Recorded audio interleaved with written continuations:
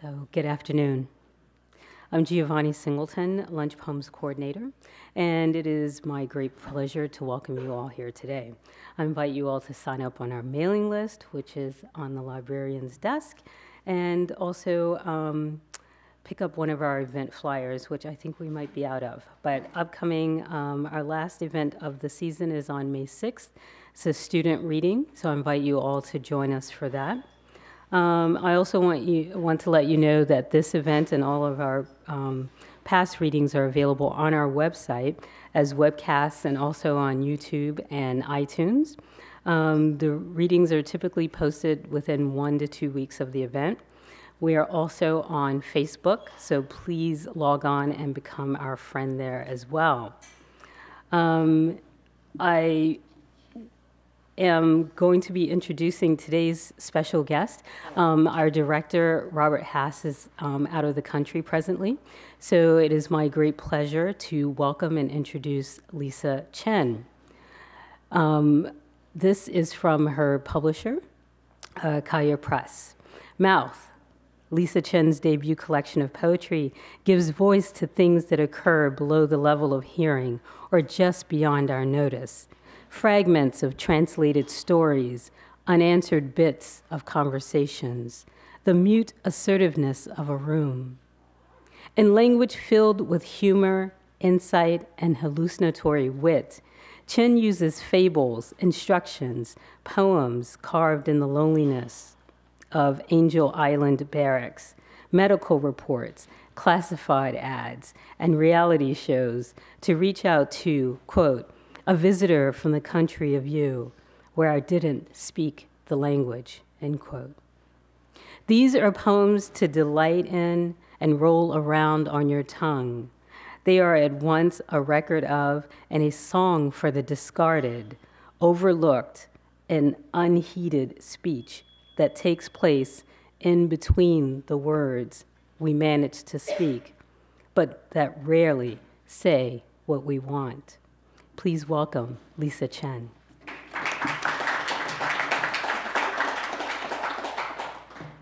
Thanks, Giovanni. Thank you, Lunch Poems. I used to be a student here, so it's kind of funny to be back. We ate at Top Dog in Kingpin Donuts yesterday, so it's fantastic. So thank you all for coming. I don't actually do a lot of public readings, so it's a little weird to be up here. Maybe it's weird for you out there.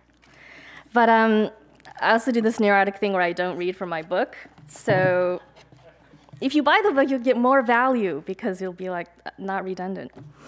Okay. Oh wait, I need the watch. I've tried to time this, see if it works. Here goes. A medical procedure. After some deliberation, I decide to have my head surgically removed, even though the procedure is not covered by my insurance plan. At my first public outing with my new look, public reactions range from stunned silence to hostile indifference. A woman I know vaguely from weary laps around social circles nibbles on her greasy samosa and compliments me on my summer getup.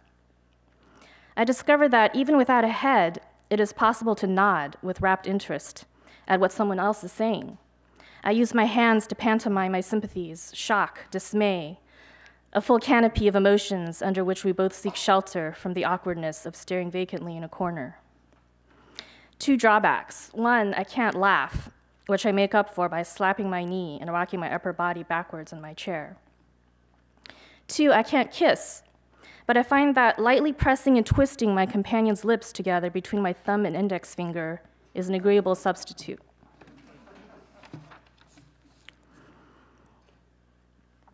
So this next thing is all taken from, oh my God, I'm blanking on the word because I have such stage fright now. But it's stuff from other cultures that people say that mean things. Okay, it's called A Dog and a Monkey. Listen to me. I've been meaning to mingle each other's knees for some time now. I've tried talking sense to you before, but it was like playing lute to a cow. But you're ready to hear it now, aren't you? No more seeing angels. I've always known your weakness for hair cream stallions would get you in trouble. And now you've saddled yourself another one. It's weasel's play. Don't you know, I've seen across to the other side of his heart. It is a cat's forehead. Him with that face that cries out for a fist in it. You think it's romantic how he lives like a maggot in bacon. You are the only one who is blind to the foxtail under his armpit, how his charm creeps on snake legs. Don't lie to yourself. It's not only when he is sleeping with a monkey that his temper flares. In fact, the location of his worm is always bad. Even if you have to swallow a toad on this one. I swear talking to you is like scattering baby spiders sometimes. But don't listen to me. It's only a matter of time before an autumn breeze begins to blow. He will try to reheat the cabbage, but don't you let him. You stamp on that mushroom good. May God close his mouth on that situation. What's the word that I'm thinking of? The thing that people, it's like, what? You know, it's like stuff from other cultures. Yeah. Yeah. Thank you. Thank you. It's like a lifeline. So, this is not going to last 30 minutes. Okay. I'll slow it down. Need more interstitial chatter. Okay, so I like to read spam that I get. Who actually reads their spam? It's pretty good stuff. So the next two stuff is spam related. So the subject line of this is, she will love you more than any other guy. Penis enlarged Pax RX will expand the erectile tissue longer and wider without extra effort, thus making penis enlargement as easy as 1, 2, 3. Be ready to any unrestrained imaginations. Our hero opens a spam advertising penis enlargement. The email is a front for the recruitment of undercover assassins. Our hero opens a spam advertising penis enlargement.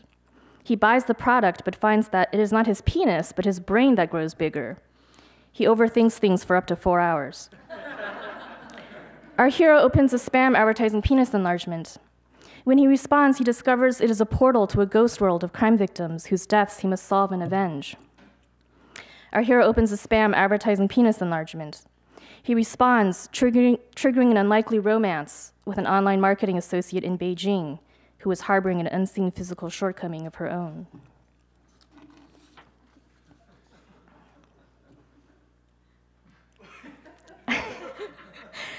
I might die of thirst up here. Okay, so this is another spam thing. So this is a really weird spam that I got about oh, somebody's getting me waters.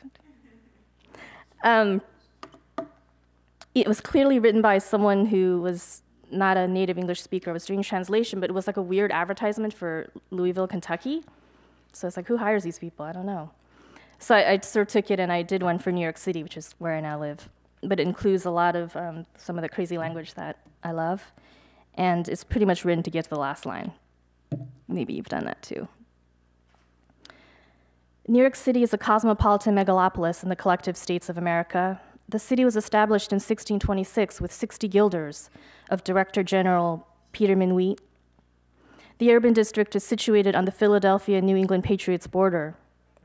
The urban district stands exposed, surrounded by alternate side parking, with a whole population excessive of 8,300,000 souls as at 2008. This is the most populated bishopric in the joint states of America. I looked bishopric up. It's actually a word. I don't quite understand why it was used. Okay. New York City is controlled by both the Metro Mayor and a legislative confederation called Metro Council. The Metro Council comprises of civil service seating, which reaches the top from the 4 boroughs constituting the New York metropolitan area. New York City is the obligation to deify in if you're looking as a remedy for an above-top investment of wholesale baubles in the United States of America. In the curtness of this city is a radically improved with bicycle shipping and overnight industries being the excellent developed. New York City is coastally situated in the U.S. Oriental Seaboard, features foremost underground canals and tunnels linking well-thought-of boroughs across the flatlands.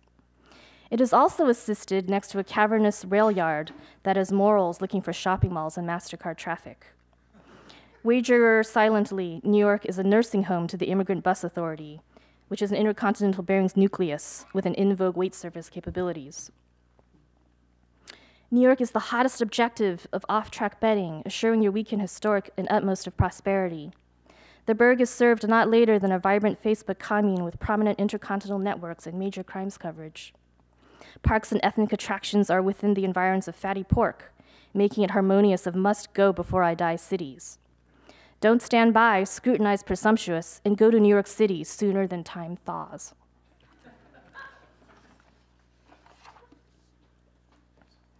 Oh man, thank you. Look at my hero.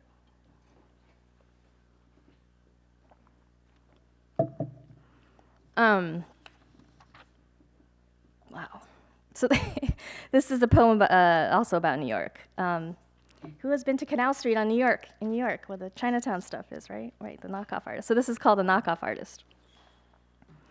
It has a word I'm not sure I know how to pronounce, but who knows how to, is it Hermes? The Coach bag? Here, thank you. Knockoff artist. Come closer, it can't hurt to take a look. I got your Burberry hobos, Mont Blancs, Hermes Birkin crocodile bags, and tangerine and lemon lime, limited edition Murakami Gucci purses, and Boohoo kitty totes. This season of the knockoff starts later and lasts much longer than your standard fashion season. This is because the latecomers, the ones with the big ambitions, their wallets are just catching up to the desire as they reach my storefront. See how their eyes crawl over my merch, inspecting for evidence of craftsmanship, the texture of leather, the binding and satin interiors, faithful to the one they fingered in magazines and visited in the department store during their lunch hour. I think you'll agree that I have the harder test. Who has not treasured a pet to such an extreme that upon its death, another of the same pelt weighed heavily in one's thoughts? It is that way with animals. You see their indifferent doubles on the street with tongues lolling after false masters. I once loved a man who, no matter what shape my passion took, would insist that he was not what I was looking for, that there were many other men out there who were like him, but better. That was because he held my flaws with arms extended, as though deliberating whether a shirt stained with oil could be salvaged. I could see his too, and so what? There's a sameness to finer qualities like generosity and devotion, but there are countless and perverse ways one can be a shit. The bastard you can bear is the one for you. This made me the more loyal lover. The sure sign of a true knockoff artist is when he has even better wares to show you in his basement, a variety as you dared not believe possible. What is on display is never the limit of what is truly obtainable. To be a true connoisseur of imitation, you must admire the hand stitching the feathers.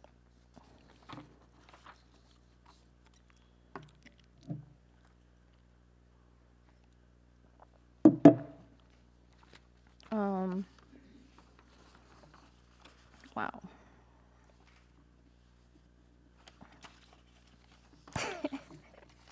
Not quite sure what to, okay. I have one poem that rhymes. Let's do that. It's called Ode to Brown Sauce, which is that brown sauce that you get in Chinese food that makes Chinese food taste generic when it's generic. Goop that won't ever throw you for a loop. Sauce that never need show who's boss. Thick, thin, the shapes you been, you might have some people fooled, like the one tune Harpo played as a boy, fast and then slow, on the piano to go with a picture show. No one ever asks for you by name, but they get you just the same. Cornstarch and soy sauce's plain daughter, you're the one common denominator flavor. The girl you let go because you thought you could do one better, whose cool hand on your forehead or dick is the one you dream of when you're miserable sick.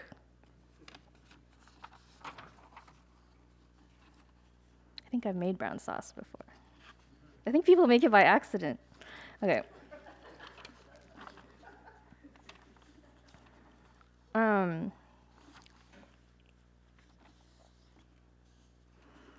Here's what we're doing tonight. I am the miracle worker to your feral man.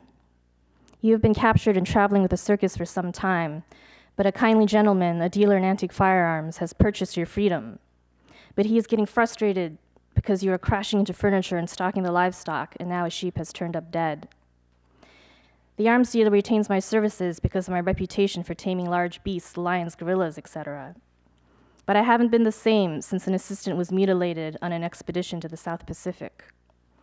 I was not a coward, but I blamed myself, so it was with some trepidation that I accept this new assignment. When we first meet, you sniff me all over. I hold very still, fathoming the work I have to do.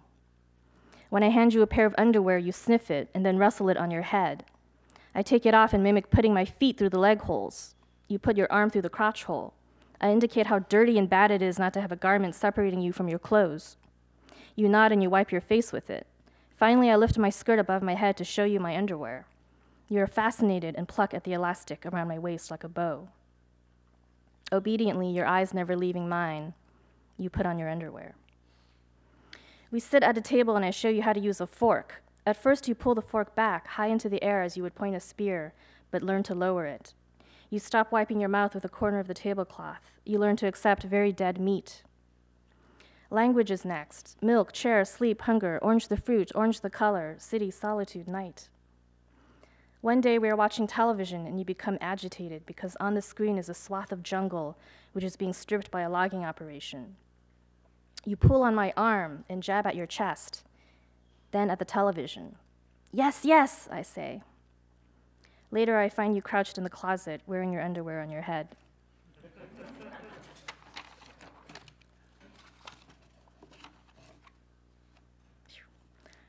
Okay. So,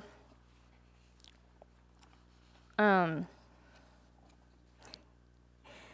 comes some things about Chinese cultural superstition stuff. There's this is called Tales of Auspicious and Inauspicious Numbers, and I have a terrible Chinese accent, but the number 4 is inauspicious because it sounds like death. Right? 1, 2, 3, 4, and then 4, something like that. Maybe somebody knows better than I do. And 8 is lucky. I'm not quite sure why. Does anybody know why 8 is lucky? Chinese people? All right. You're tripping me out here. Sounds like fortune, right? Double happiness. Okay, tales of auspicious and inauspicious numbers.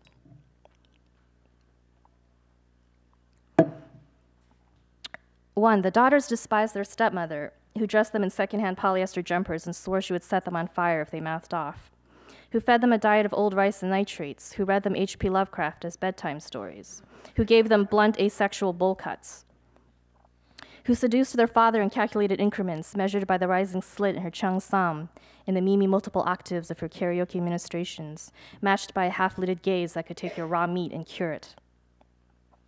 At first, it was an accident. They fed her 4 servings of her favorite chicken curry. Her stomach lurched, blew out its tires, and rolled in a ditch. Then they lined up her embroidered slippers 4 in a row at her bedside. She twisted her ankle coming down the stairs.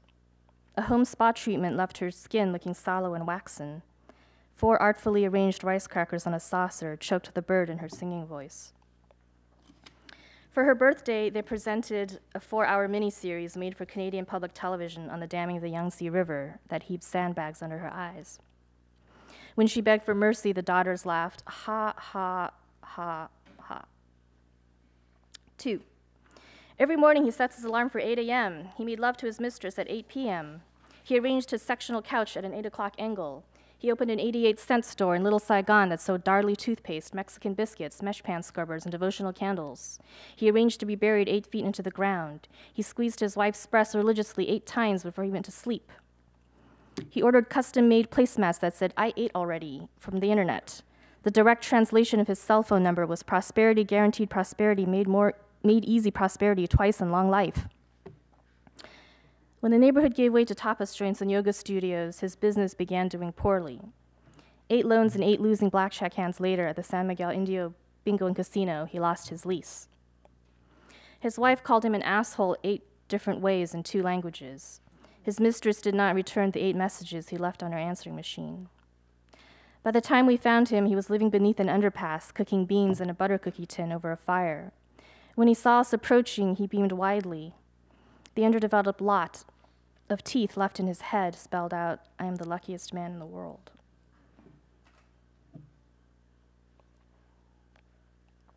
Maybe if I were chewing gum, I'd be less thirsty. Okay. 3, H calls me. He is agitated. His voice is jumping on 1 foot.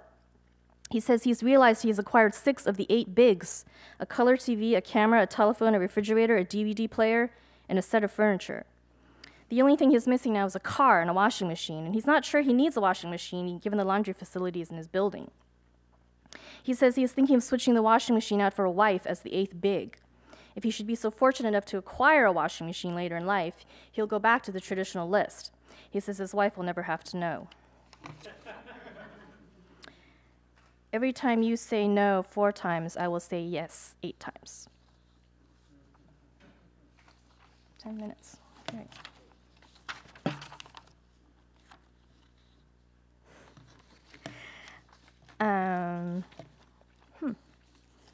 Okay.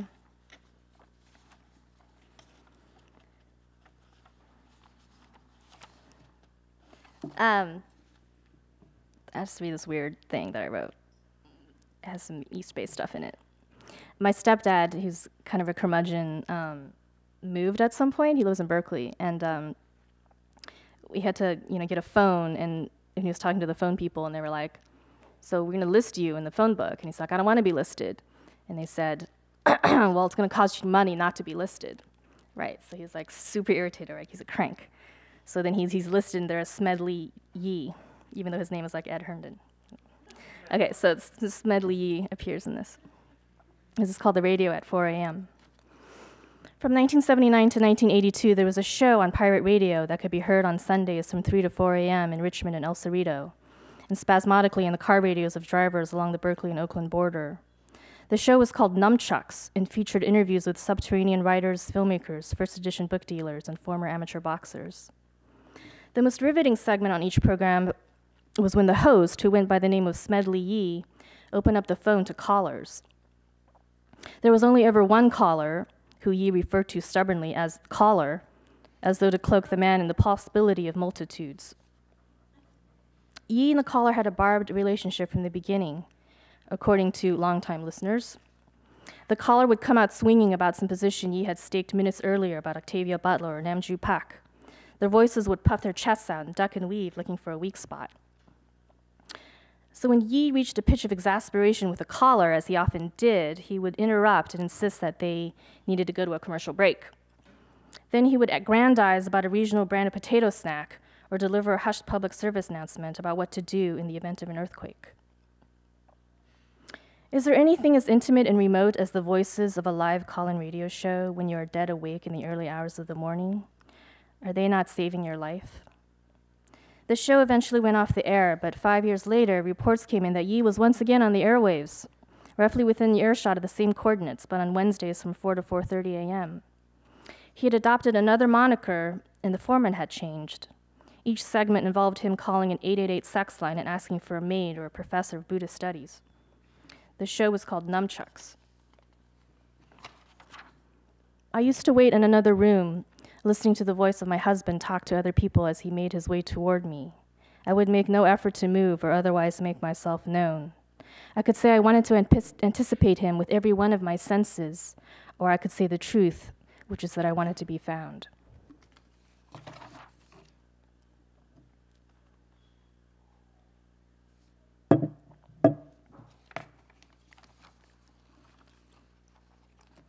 I have like 5 minutes? Oh my God.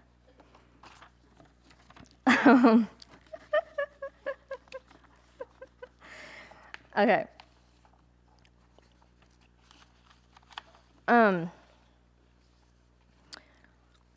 So I thought I would try writing a novel, but I have no sense of plot, and all I was doing was like writing lines that were like 1 line long. So this is obviously not a novel, but it's a lot of 1-liners. I call this piece the longest personal ad in the world.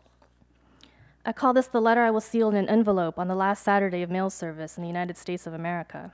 I'm really freaked out about this. Do you guys know about this? If the mail stops on Saturday, it'd be really bad. Okay, in it I have added up the total number of times we've laughed together, 4 hours and 13 minutes.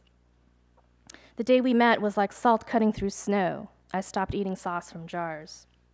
In those pants, you were as exquisite as a slow drag from a 10-cent Lucy. You who loots the galaxy of my stars into your velvet bag. You whose oligarchy of fingers I surrendered to. So what if we are no longer speaking? So what if night is not my own? Does that make me a parasite then, that you are an instrument to my joy? We're not over yet. I haven't wounded you there or there. Billboard for new luxury apartments, November 2008. Live like a Rockefeller, party like a rock star. Earth is a squat, said the musician between sets in Weeksville. Floor by floor, the slur of lights in the Avalon are switching on until it will no longer be a site of historical interest for this current recession. Even so, I insist on establishing residency in the unincorporated part of your town, despite the extortionist syntax. Even so, if, as you say, talking to me is like filing a Freedom of Information Act, black hedges around the words the, you, if, and then. Speak less frequently if you wish to be heard. Airborne Operation Iraqi Freedom Leaflet. People of Al-Basra, we are here to liberate the people of Iraq. Our enemy is the regime and not the people. We need your help to identify the enemy, to rebuild Iraq. English speakers, please come forward. We will stay as long as it takes. Is it distasteful, then, to inject the war here? Isn't this how it happens to you, my fellow civilian, in the thick of your trivial and remarkable life? Materialized on hotel room cable, interstitial on the F train between East Broadway and Herald Square, Coliseum in the Embarcadero, in your poems about knockoff artists and Chinese superstitions, and your derivative horseplay with spam. The war has lasted so long it has won Best Picture. Jason Bourne is administering Taibo kicks through its two-faced revival. Dear Senator, dear editor, dear soldier, dear enemy combatant, the fact of the matter is evaporating as quick as a board game hourglass. We are no longer speaking. If lonely, read Lonely People magazine, 10 cents, P.O. Box 178, New Haven, Connecticut. Mr. Lonely Man, join the Chicago Friendship Club for results. Hundreds of ladies belong. If sincere, enclosed stamped envelope, 3928 Broadway, Chicago, Illinois. 100 Ways of Kissing Girls, illustrated. 30 cents, American Sales Company, Springfield, Illinois. I'd like to be part of the future so I can make sport of the past. Does it matter if I'm being subjective or objective? The truth is I like you more the more I cultivate my distaste for others. God does not need the devil. He has man. Man needs the devil. The oppressor hardly need lift a finger, so industrious are we at undoing our chains to build an even bigger prison. Hypnosis. A monkey leads me into a brightly lit restaurant past the fish tanks and drops my hand. I look around and see everything is written on strips of pink butcher paper in Chinese, which I can't read. There should be a word for the melancholy of listening to a white person speak your mother tongue better than you do. Words form a phalanx of meaning. Words are wooden legs wrapped in emergency blankets. I tell you the story to exercise the agony of living it. In the hole, the prisoner practices sanity by tossing a coin in the air, the next however many of hours spent on his hands and knees in the dark, feeling for it. Again, again, again. My clamor to remedy my shortcomings will never overtake your desire to be rid of me. But you know where to find me, raising a glass with the other shipwrecks hunched at the bar, taking my lumps like bad ESL, like so much cold chowder in a leaking pavilion. I think you'll agree I'm better without the subtitles. I'm more lovable, dumb as a 2-liter bottle of RC Cola. There should be a way to speak two thoughts at once, Roland Kirk, in through the out. Enough with the shadow puppets, show me your hands.